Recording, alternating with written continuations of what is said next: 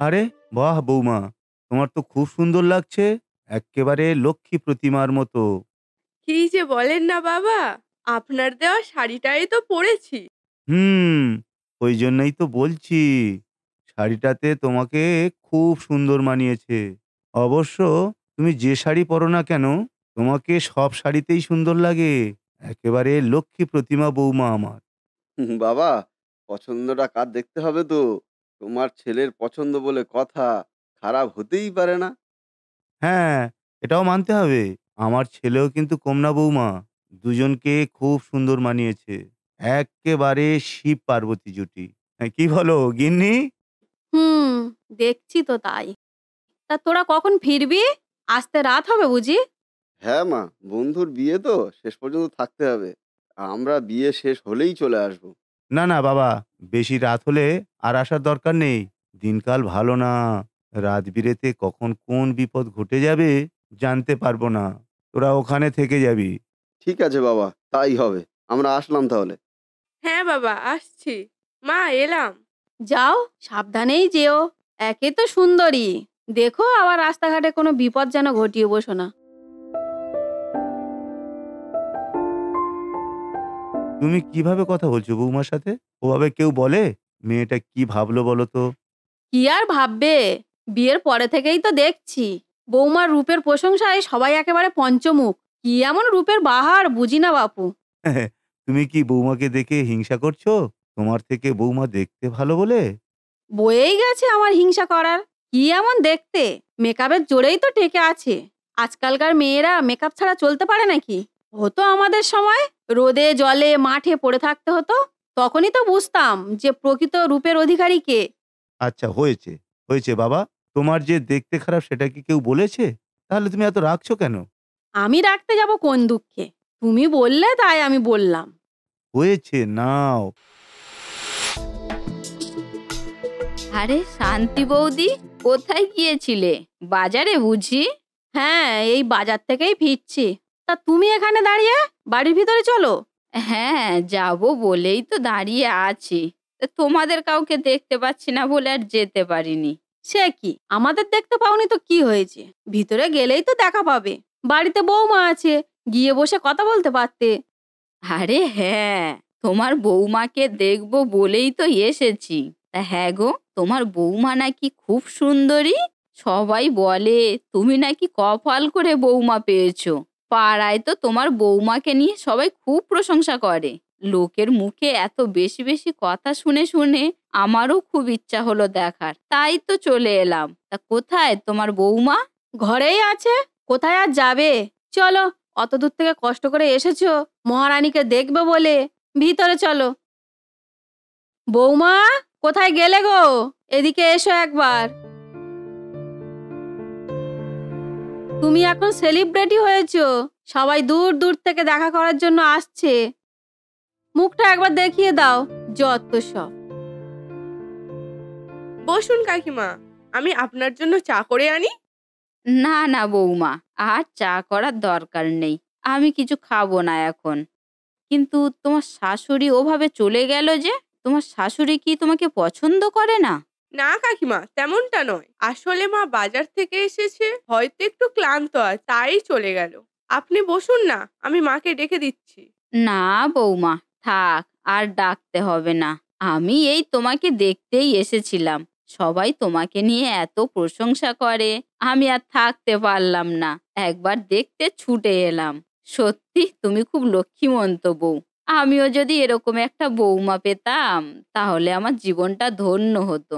আমার ছেলেটার জন্য একটা মেয়ে খুঁজে পাচ্ছি না, জানো তো বৌমা। তুমি দেখো না গো, তোমার কোনো বোনটোন যদি থাকে, তাহলে আমার ছেলের সাথে বিয়ে দিতে পারতাম। না কাকিমা, আমার তেমন কোনো বোন নেই। আমি বাবা মায়ের একমাত্র মেয়ে। আর আমার বাড়ির আশেপাশেও তেমন কোনো বোন নেই। ও, তাহলে আর কি করা যাবে। তোমাকে দেখে আমার খুব ভালো লেগেছে। অরুণের পছন্দ আছে বলতে হবে। বেছে বেছে এত সুন্দর একটা বউ এনেছে ঘরে।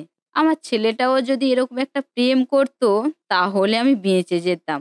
বিয়ে দিয়ে ঘরে নিয়ে চলে আসতাম, ঝামেলা মিটে যেত। কিন্তু তা না করে এই বয়স পর্যন্ত এখনো সিঙ্গেল হয়ে আছে। এখন মেয়ে কোথায় পাই বলো তো? সব মেয়েরাই তো কোনো না কোনো সম্পর্কে যুক্ত আছে। এদিকে বয়স বাড়ছে, পরে আর কোনো মেয়ের বাবা বিয়ে দিতে চাইবে বলো তো? কি আর করা যাবে, সব ছেলে তো সমান হয় না। আপনারা চেষ্টা করুন না, পেয়ে যাবেন। চেষ্টা কি আর কম করছি বৌমা?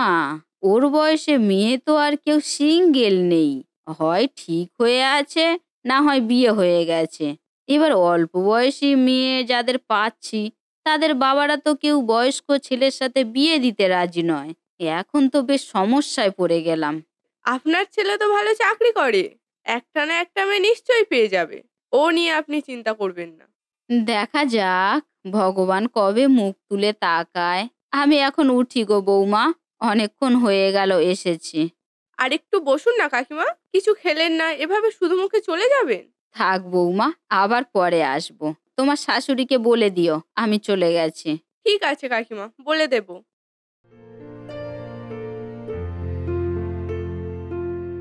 কি কবিতা, এত চুপচাপ? মন খারাপ নাকি? না গো, তেমন কিছু না। তুমি কি এখন মাকে লক্ষ্য করে দেখেছো? মা আজকাল একটু অন্যরকম ব্যবহার করছে। কি রকম বলো তো? আমার মনে হয় মা আমাকে তেমন পছন্দ করছেন না। আমাকে দেখলেই কেমন একটা রাগ রাগ ভাব। হ্যাঁ গো, এটা আমিও লক্ষ্য করছি। আসলে মার এখন মনে হয় আমরা সবাই মাকে ইগনোর করছি। কিন্তু তেমনটা তো নয়, আমরা সবাই মাকে ভালোবাসি। কেন শুধু শুধু মাকে ইগনোর করতে যাব? আসলে সবাই তোমাকে এত বেশি ভালোবাসছে, এটা মায়ের পছন্দ হচ্ছে না। মা ভাবছে তুমি আসার পর আস্তে আস্তে তার জায়গাটা দখল করে নিচ্ছ, সবার মন থেকে ওনাকে দূরে সরিয়ে দিচ্ছ। এটা তো মায়ের সম্পূর্ণ ভুল ধারণা। আমি কেন তার জায়গাটা নিয়ে নেব? তিনি আমাদের গার্জিয়ান, আমাদের সবার উপরে উনি। ওনার ওপরে যাওয়ার তো কোনো প্রশ্নই ওঠে না। আর তাছাড়া সবাই যদিও বা আমাকে ভালোবাসে, তাতে আমি কি করব? আমাকে ভালোবাসে বলে তো তেমনটা নয় যে ওনাকে কেউ ভালোবাসে না। ওনাকেও সবাই ভালোবাসে। উনি কেন শুধু শুধু আমার উপর রাগ করে বসে আছেন? হ্যাঁ, আমাদেরকে মাকে বোঝাতে হবে। এভাবে মা আমাদের থেকে দূরে সরে যাক, সেটা আমি চাই না। মাকে বুঝিয়ে আবার সবকিছু ঠিক করতে হবে। হ্যাঁ গো, কালকেই কথা বলবো আমরা মায়ের সাথে। হুম, নাও তুমি রান্না করে নাও। আমি ঘরে যাচ্ছি। একটা কথা বলবো? বলো। তোমার কি মনে হয় না তুমি এখন বৌমার সঙ্গে একটু অস্বাভাবিক আচরণ করছো? আমি আবার কি করলাম? করছো তো তোমরা। বৌমা এ বাড়িতে আসার পর থেকে তো দেখছি সবাই একেবারে বৌমার প্রশংসায় পঞ্চমুখ। আমার আর কোনো মূল্য আছে নাকি এ বাড়িতে? আমার দিকে কেউ তাকায়? সবাই শুধু বৌমা বৌমা, কিছু চাইতে হলে বৌমা, কিছু দিতে হলে বৌমা। সেই তো এখন এ বাড়ির সব। আমি এখন এ বাড়ির আবর্জনা মাত্র। আমার এই ঘরে আর নিজের জায়গা কোথায়? তুমি একটু বেশিই রিঅ্যাক্ট করছো। আসলে তেমন কিচ্ছু না। এসব তোমার ভুল ধারণা। তুমি হলে এ বাড়ির গিন্নি। এ বাড়িতে তোমার জায়গা আগে যেমন ছিল ঠিক তেমনই আছে। কেউ তোমার জায়গা নেবে না। হ্যাঁ, হয়তো বৌমা আসার পর সংসারে কিছু নিয়মের পরিবর্তন হয়েছে। তাতে কি হয়েছে? মিতা এখন এ বাড়ির বউ। আস্তে আস্তে এবার তার হাতে তো সব ছাড়তে হবে। আর তাছাড়া তোমার বয়স হচ্ছে। তুমি তো আর আগের মতো সবকিছু সামলাতে পারবে না। কারণ সে শক্তি তোমার তো আর নেই। এখন আমার মনে হয় সংসারের দায়িত্বটা বৌমার হাতে তুলে দেওয়াই আমাদের কর্তব্য। অনেক তো হলো সংসার করা। এবার না হয় সংসার থেকে একটু বেরিয়ে আসার চেষ্টা করো না। কি এমন ক্ষতি হবে তাতে? শুধু কি ঘরের লোক? বাইরের লোকেরাও আমাকে তেমন কেউ চায় না। এ বাড়িতে সবাই আসে শুধু বৌমার জন্য। আমি এতদিন ধরে এ বাড়িতে সংসার করে এসেছি, আমার কি কোনো মূল্য নেই? কেউ আমার খোঁজও নেয় না একবারও। তুমি ভুল ভাবছো। বাড়িতে নতুন বউ আসলে বাড়ির নতুন বউকে সবাই দেখতে চাইবে। এটা তো স্বাভাবিক। তুমি যখন এ বাড়িতে নতুন এসেছিলে, তখনও তো তোমাকে সবাই দেখতে এসেছিল। তোমার রূপের সবাই প্রশংসাও করেছিল। তাহলে এখন সে জায়গায় বৌমাকে দেখে তোমার কেন এত রাগ হচ্ছে? এটা তো স্বাভাবিক ঘটনা।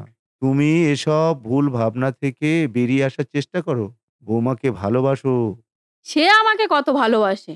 আমার সাথে কখনো ঠিকমতো কথা বলে নাকি? সবসময় বাইরের লোককেই নিয়ে বেশি ব্যস্ত থাকে। এখন তো তার কাছে আমার থেকে বাইরের লোকগুলোই সব।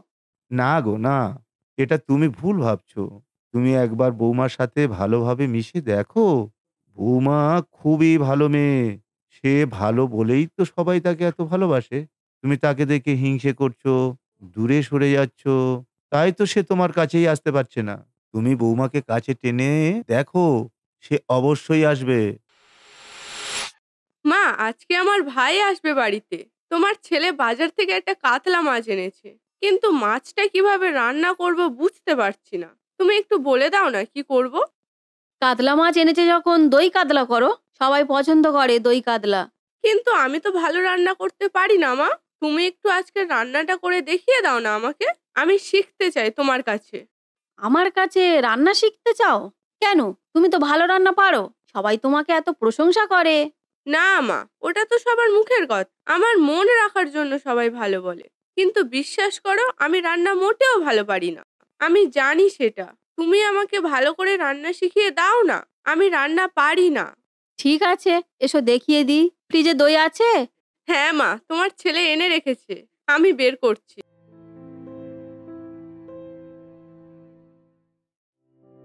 মা এই নাও। ভালো করে দেখে নাও, পরে যেন আবার গুলিয়ে ফেলো না। হ্যাঁ মা, আমি দেখছি। বাহ দিদি, আজকে রান্নাটা তো খুব দারুণ হয়েছে। তুই করেছিস? আরে না রে, আমি অত ভালো রান্না পারি নাকি? ওটা তো আমার শাশুড়ি মা করেছে। সত্যি মাসিমা, দারুণ হয়েছে। আমি এত ভালো রান্না এর আগে কখনোই খাইনি। বৌমাকে শিখিয়ে দিয়েছি, পরে বৌমা রান্না করে খাইয়ে দেবে। না মাসিমা, দিদি রান্না করলে কতটা টেস্ট হবে জানি না, তবে আপনার হাতের রান্নাটা অসাধারণ। এতে আপনার ভালোবাসার ছোঁয়া মিশে আছে। সত্যি গিন্নি, দিন দিন তোমার হাতের রান্নার টেস্ট আরো বেড়ে যাচ্ছে। ইচ্ছে করছে তো সব একাই খেয়ে নিই। সত্যি ভালো হয়েছে। দুর্দান্ত মা, দুর্দান্ত। তোমার হাতের আলাদাই জাদু আছে। এই টেস্ট অন্য কারোর হাতে পাওয়া যাবে না। এবার থেকে মা তুমি হাতে ধরে আমাকে প্রতিটা রান্না শিখিয়ে দেবে। আমি শুধু রান্না নয়, আমি সব কাজবাজও তোমার কাছে শিখতে চাই মা। আমি তোমার মেয়ে হয়ে থাকতে চাই। তুমিই তো আমার মেয়ে, আমার তো নিজের কোনো মেয়ে নেই। তুমি আমার মেয়ে হয়ে সারা জীবন এই ঘরে থাকবে। তোমাকে আমি সব কাজ শিখিয়ে দেব। তুমি খুব ভালো জানো তো, খুব সাদাসিধে। তাহলে মিতা, আমাদের সংসারের সেরা মানুষটি কে? আমাদের মা। আবার কে? আমাদের মায়ের সাথে কারের তুলনাই হয় না। মা হলো সেরা সেরা, আমাদের সংসারের মহারানী।